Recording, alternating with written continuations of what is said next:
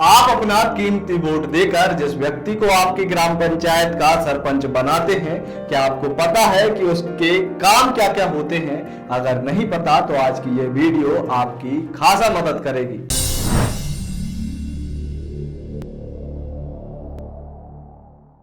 आपके द्वारा जिस व्यक्ति को सरपंच बनाया जाता है उसके महत्वपूर्ण कार्यों में सबसे पहली जिम्मेदारी होती है कि सरपंच के गांव में, उसकी पंचायत में प्राथमिक शिक्षा को बढ़ावा मिल सके, यानी कि उस गांव के प्रत्येक बच्चे को स्कूली शिक्षा देने की जिम्मेदारी सरपंच की होती है।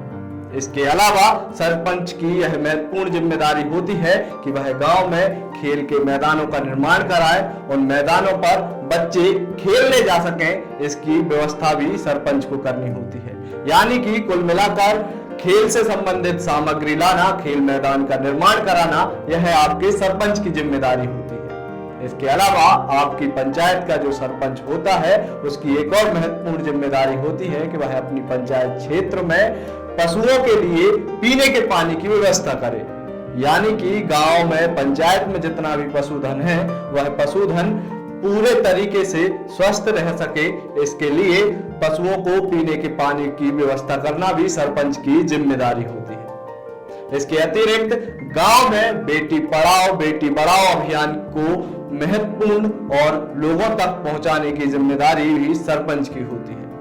आपके सरपंच की जो सबसे महत्वपूर्ण जिम्मेदारी होती है उसमें एक काम यह भी होता है कि पंचायत के अंतर्गत आने वाले सभी गांवों में ग्राम पंचायत का जो केंद्र है उसमें स्वच्छता बनी रहे, लोगों में स्वच्छता के प्रति जागरूकता रहे, उसके लिए भी सरपंच को कुछ कदम उठाने रहते हैं।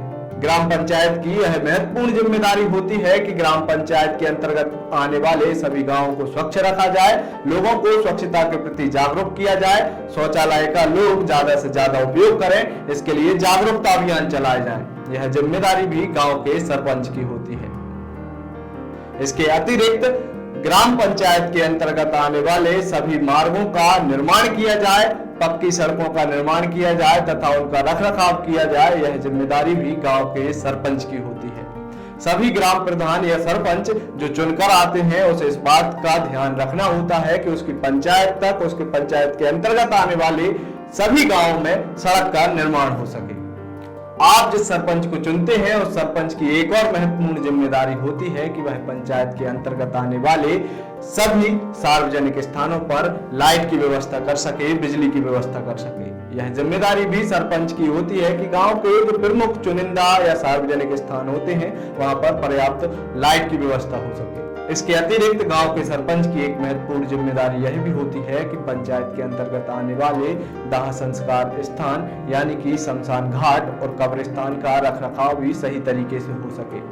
सरपंच को यह जिम्मेदारी सुनिश्चित करनी होती है कि उसकी पंचायत के अंतर्गत बने हुए दाह संस्कार केंद्र, जिन्हें हम शमशान घाट कहते हैं या कब्रिस्तान कहते हैं, उनका रखरखाव सही तरीके से हो सके। इसके अलावा सरपंच का एक जो महत्वपूर्ण कार्य होता है, क्योंकि सरपंच ग्रामीण परिवेश से ही चुना जाता है और गांव में कृषि को प्रधानता अधिक दी जाती है, इसको लेकर सरपंच की एक और जिम्मेदारी होती है कि वह अपने पंचायत क्षेत्र में सिंचाई की व्यवस्था को दुरुस्त रख सके, जिससे किसानों को किसी भी प्रकार से परेशानी का सामना न करना पड़े। गांव में सिंचाई की व्यवस्था दुरुस्त रहे, उसको लेकर सरपंच की यह महत्वपूर्ण जिम्मेदारी होती है। इसके अतिरिक्त सरपंच का एक और प्रमुख कार्य होता है कि उसकी पंचायत के अंतर्गत आने वाले सभी किसानों को, ग्रामीणों को कृषि कार्यक्रम में बाकायदा भागीदारी मिल सके, वह अपने जो क्षेत्र में कृषि कार्यक्रम हो रहे हैं उनमें हिस्सेदारी ले सकें। उन कार्यक्रमों को कराने की, उनमें ग्रामीणों को और किसानों को सम्मिलित कराने की जिम्मेदारी भी सरपंच की ही होती है। इसके अलावा गांव में भाईचारे के माहौल का निर्माण रहे, इस बात की जिम्मेदारी भी सरपंच की होती है। सरपंच को यह सुनिश्चित करना होता है कि उसके अंतर्गत आने वाले सभी गांव, सभी जो कि पंचायत के अंतर्गत आने वाले गांव होते हैं, उन सभी गांव में भाईचारे का माहौल बना रहे, माहौल किसी भी प्रकार से खराब ना हो, इस बात की जिम्मेदारी सरपंच की होती है। इसके अतिरिक्त सरपंच के जो प्रमुख कार्य होते हैं उनमें से एक कार्य होता है आंगनबाड़ी केंद्र को सुचारू रूप से चलाने में मदद करना। यानी कि गांव में जो भी आंगनबाड़ी केंद्र हैं उन आंगनबाड़ी केंद्र में बच्चे जा सकें, वहां पर आशा कार्यकर्ता एएनएम अपने कार्य को सही तरीके से कर सकें, यह काम भी सरपंच को देखना रहता है। इसके अलावा सरपंच को अपने गांव में मछली पालन को बढ़ावा दिलाने की जिम्मेदारी भी होती है। यानी कि गांव में रहने वाले लोग मत्स्य पालन कर सकें, मछली पालन कर सकें, उसके लिए समुचित व्यवस्था करने की जिम्मेदारी भी एक सरपंच की होती है। यही नहीं, गांव के गरीब बच्चों को मुफ्त शिक्षा मिल सके, इसकी व्यवस्था और इसकी जिम्मेदारी तय करना भी ग्राम पंचायत के अंतर्गत आता है। एक सरपंच को यह सुनिश्चित करना होता है कि उसके गांव का कोई भी गरीब बच्चा शिक्षा से वंचित ना रहे। इन सब के अलावा गांव के अंदर जन्म, मृत्यु व विवाह के रिकॉर्डों की जानकारी रखना भी सरपंच की ही जिम्मेदारी होती है।